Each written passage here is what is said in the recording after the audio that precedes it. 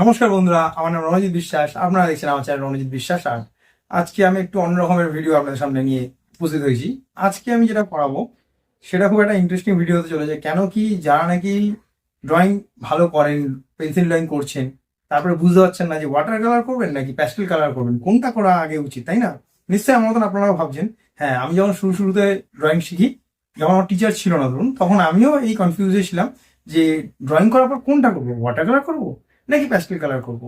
এইটা নিয়ে একটু ভাবনা চিন্তা করেছিলাম, বুঝতে পারলাম না কি করব। তখন তো আমার টিচার ছিল না, তখন আমার ভুলটা হয়েই গেছিল। তো যাদের কোনো টিচার নেই, তারা প্রথমে কি শুরু করবেন, ওয়াটার কালার না প্যাস্টেল কালার?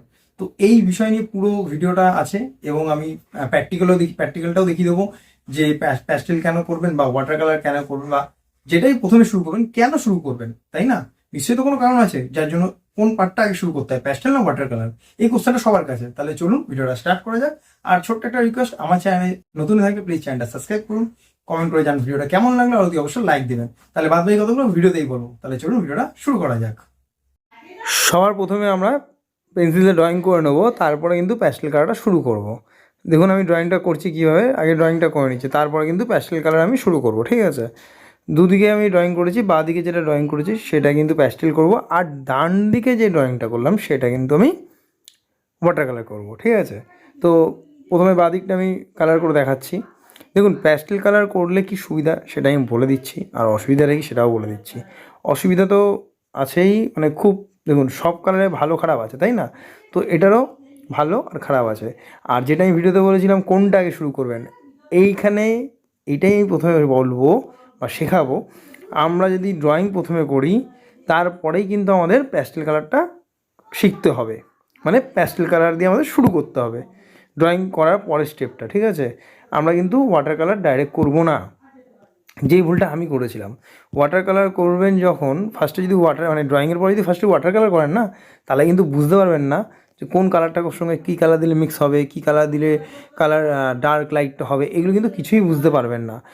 কতটা রং দিলে লাইট হবে, কতটা ডার্ক কালার দিলে ডার্ক হবে, কোন কালারটা ডার্ক কোন কালারটা লাইট, এগুলো কিন্তু মিক্সিং, কালার মিক্সিং কী করে মিক্স করবেন সেটাও কিন্তু বুঝবেন না যদি ডাইরেক্ট এরকম ওয়াটার কালার করে দেন।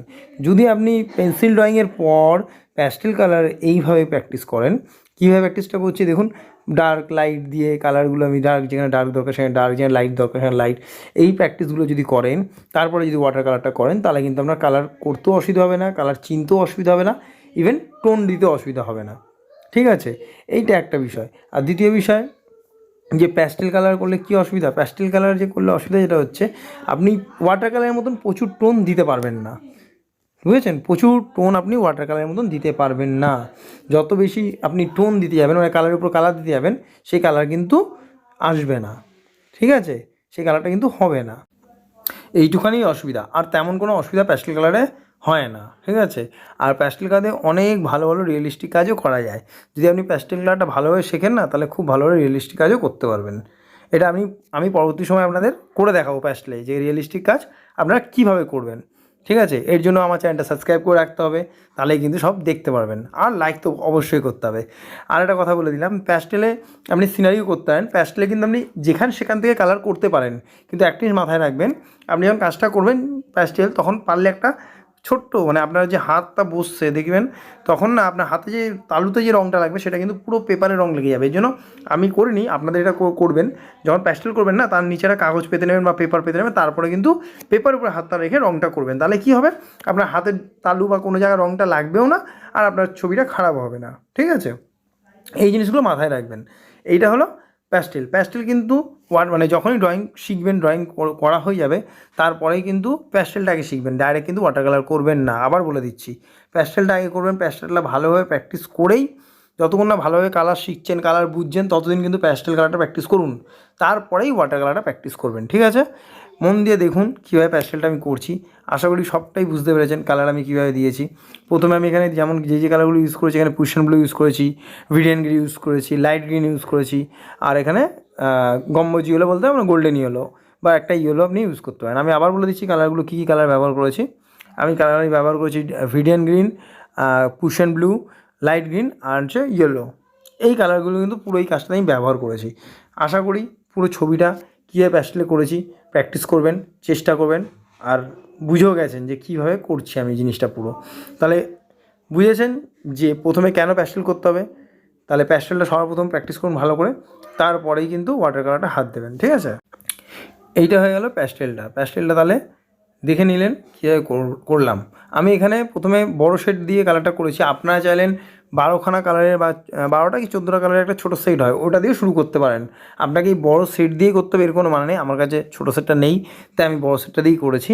আপনারা কিন্তু ছোটো সেট দিয়ে মানে শুরু করবেন প্যাস্টেল কালার করা, ঠিক আছে? এবার দেখে নিন আমি কীভাবে করেছি, কমপ্লিট হয়ে গেছে দেখতেই পাচ্ছেন। এবার আমি ওয়াটার কালারে আর একটা গাছ করে দেখাবো। দেখুন কীভাবে ওয়াটার কালারটা করছি। আমি প্রথমে গম্বুজ ইয়েলো নিয়েছি, স্যাপ গ্রিনটা মেশালাম, এবার জল দিয়ে একটু পাতলা করব, করে একদম এই যে ওপর থেকে আমি কিন্তু শুরু করছি, দেখেছেন? প্যাস্টেলটা আমি করেছিলাম যেখান থেকে ইচ্ছা সেখান থেকে আমি শুরু করেছিলাম, কিন্তু ওয়াটার কালারটা শুরুটা কিন্তু ওপর থেকে করতে পেলাম।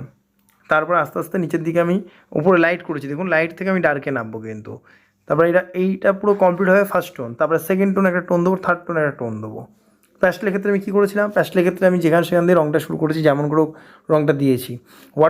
ওয়াটার কালারের ক্ষেত্রে কিন্তু এটা হবে না। আমি ওপর থেকে কালারটা শুরু করেছি, দেখতে পাচ্ছেন? আস্তে আস্তে ডার্ক নিচে নামবো আমি কালারটা নিয়ে। তো আমি এখানে কী কী কালার ব্যবহার করেছি বলে দিই। গম্বুজ ইয়েলো ইউজ করেছি, স্যাপ গ্রিন ইউজ করেছি, আর আল্টামেন্ট ব্লুটা ইউজ করেছি। মন দিয়ে দেখুন কীভাবে টোনগুলো দিচ্ছি।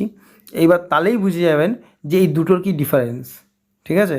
এর জন্য ভিডিওটা মন দিয়ে দেখতে হবে, স্কিপ করলে কিন্তু অনেক কিছু মিস করে যাবেন। এর জন্য আমি রিকোয়েস্ট করছি, প্লিজ স্কিপ করবেন না, স্কিপ না করে ভিডিওটা দেখার চেষ্টা করুন বা শেখার চেষ্টা করুন। এটা আপনাদের জন্যই করা, এর জন্য মন দিয়ে ভিডিওটা দেখুন স্কিপ না করে, ঠিক আছে? আর বেশি কথা বলছি না, ভালো করে দেখুন কালার কী করছি। যদি কোনো জায়গায় কোনো অসুবিধা হয় অতি অবশ্যই কমেন্ট করবেন, আমি অতি অবশ্যই রিপ্লাই করবো। আপনাদের হেল্প তো আমি অতি অবশ্যই করবো, ঠিক আছে? তাহলে ভিডিওটা দেখতে থাকুন স্কিপ না করে কিন্তু।